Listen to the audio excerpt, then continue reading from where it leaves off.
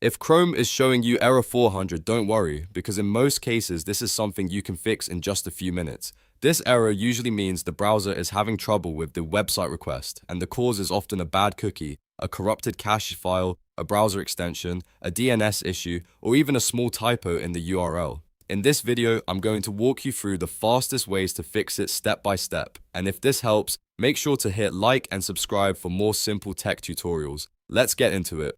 First, we're going to clear Chrome's cookies and cache, because this is one of the most common reasons error 400 appears.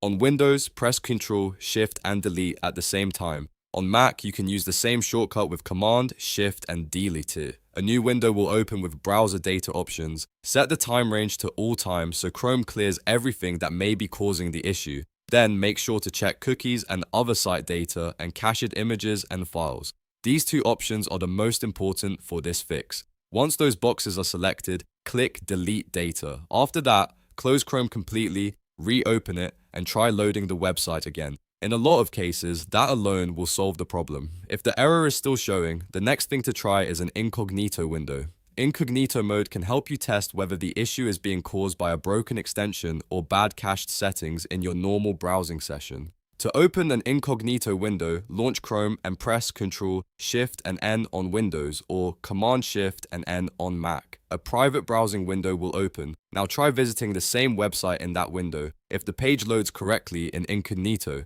that usually means one of your extensions is causing the problem in normal mode.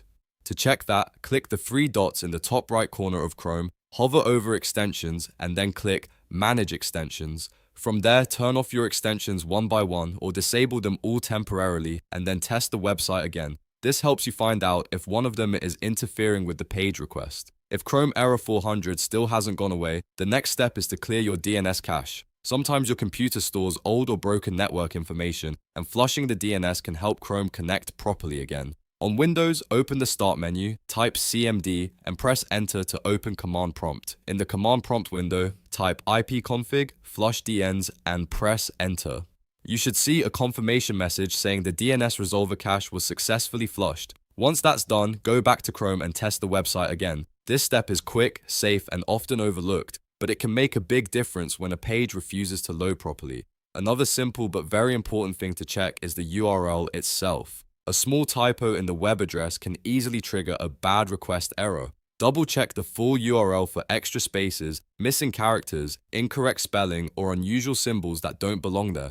Even one wrong letter or a copied link with a hidden space can cause Chrome to return error 400. If you pasted the link from somewhere else, try deleting it and typing it in manually instead.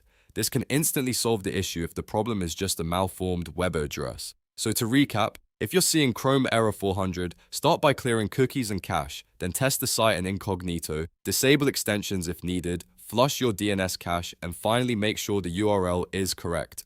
One of these steps will usually fix it without needing anything complicated. If this video helped you out, please give it a thumbs up and subscribe for more quick browser fixes, troubleshooting guides, and easy tech help. Thanks for watching, and I'll see you in the next one.